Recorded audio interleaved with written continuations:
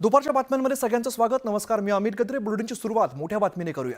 राज ठाकरेंना आव्हान दिल्यानंतर मनसे कार्यकर्त्यांनी सुशील केडियाचं ऑफिस फोडलं होतं. दरम्यान भाजप नेते आशिष शेलार यांनी या हल्ल्याची तुलना पहलगामच्या दहशतवादी हल्ल्याशी केलेली आहे. पहलगाममध्ये धर्म विचारून गोळ्या घातल्या, इकडे भाषा विचारून मारतायत असं शेलार म्हणाले. यात नेमका काय फरक आहे असा सवाल सुद्धा त्यांनी उपस्थित केलाय. दरम्यान भाजप सत्तेत मोठा भाऊ आहे, आम्ही संयमाने वागतो, तोपर्यंत नीट वागा असं शेलार म्हणाले.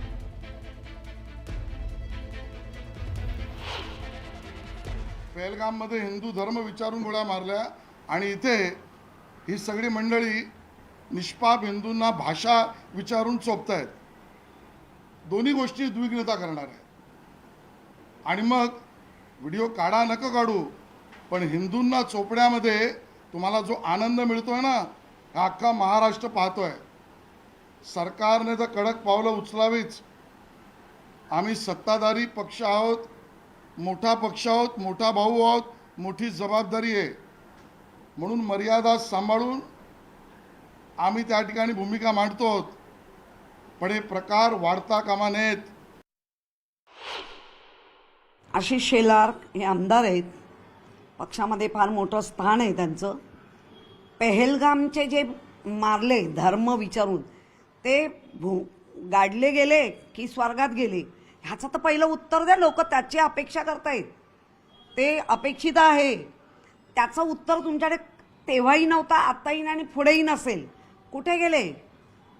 पाताळात गाडले गेले की स्वर्गात पाठवले गेले? कुठेही नाही. या संदर्भातलीच पुढची पण एक घडामोड आहे. भोजपुरी सिनेमा आणि हिंदी चित्रपटात काम करणाऱ्या दिनेश लाल यादव उर्फ निरहुआ यांनी वादग्रस्त विधान केलंय. मला मराठी येत नाही, दम असेल तर महाराष्ट्रातून बाहेर काढून दाखवा असं थेट आव्हान निरहुआ यांनी ठाकरे बंधूंना दिलंय. चित्रपटाच्या प्रमोशनसाठी निरहुआ बनारसला गेलेले होते. दरम्यान भाषेच्या आधारावर कोणत्याही भारतीय व्यक्तीला राज्यातून बाहेर काढण्याची भाषा करणारे खराब राजकारण करतायत असं निरहुआ म्हणालेले आहेत.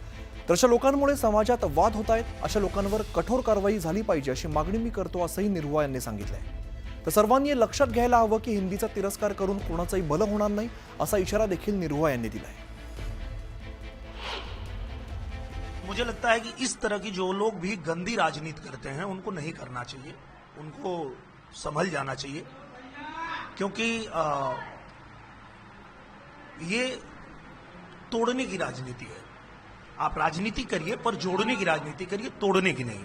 तो मुझे लगता है अगर कोई इस तरह की बात करता है और किसी में दम है तो हमको महाराष्ट्र से निकाल के दिखाए. अगर मराठी नहीं बोलने पर मैं नहीं बोलता हूं मराठी, मुझे निकाल के दिखाओ. कोई मैं किसी भी नेता को खुला चैलेंज देता हूं कि अगर तुम्हारे अंदर दम है तो मैं मराठी नहीं बोलता हूं, महाराष्ट्र से निकाल के दिखाओ मुझे, रहता हूं वहीं. तर इकडे उत्तर भारतीय सेनेच्या सुनील शुक्लाने आता महाराष्ट्र नवनिर्माण सेनेचे अध्यक्ष राज ठाकरे यांना भित्रा म्हटलंय. राज ठाकरे उत्तर भारतीयांना घाबरले असून ही भीती आवश्यक असल्याचं सुनील शुक्लाने ठाकरेंच्या विजय मेळाव्यानंतर पोस्ट केलेल्या एका व्हिडिओमध्ये म्हटलंय.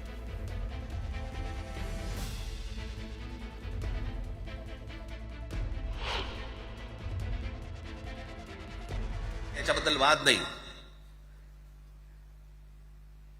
विनाकारण उठसूट काय मारामारी करायची गरज नाही आणि मारायची गरज नाही. पण जर जास्ती नाटकं केली तर कानाखाली आवाज काढलाच पाहिजे तुम्ही. पण चूक त्यांची असली पाहिजे. आणि एका गोष्टीचं लक्षात ठेवा, अशी कधी गोष्ट कराल त्याची व्हिडिओ काढू नका.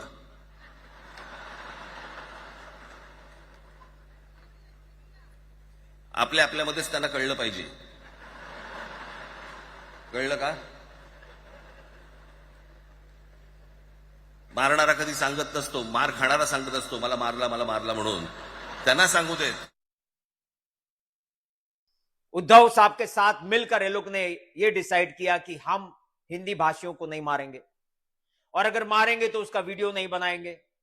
ये डर गए हैं, राज साहब ठाकरे डर गए हैं कि आज सुनील शुक्ला ने याचिका जो सुप्रीम कोर्ट में लगाया है, हिंदी भाषियों को अगर अब मारोगे भाषा के नाम पे, हम लोग नहीं छोड़ेंगे. दरम्यान मुंबईतील विजय मेळाव्यामध्ये राज आणि उद्धव ठाकरे यांनी सीएम फडणवीसांना टोला लगावलेला आहे.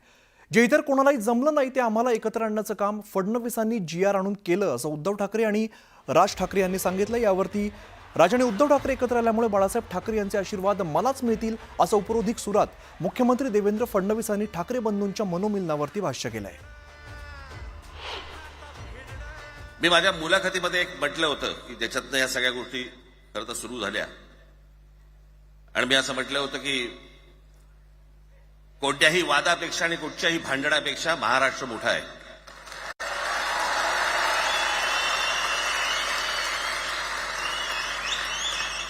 आज जवळपास 20 वर्षानंतर मी आणि उद्धव आम्ही एका व्यासपीठावरती आज येतो आहोत.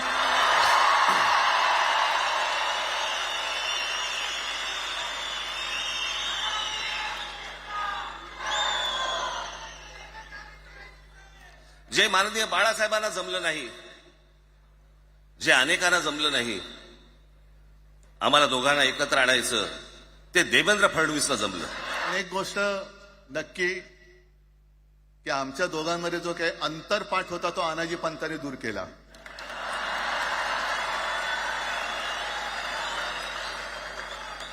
आता अक्षता टाकण्याची काय तुमच्याकडनं अपेक्षा नाहीये. एकत्र आलोय एकत्र राहण्यासाठी.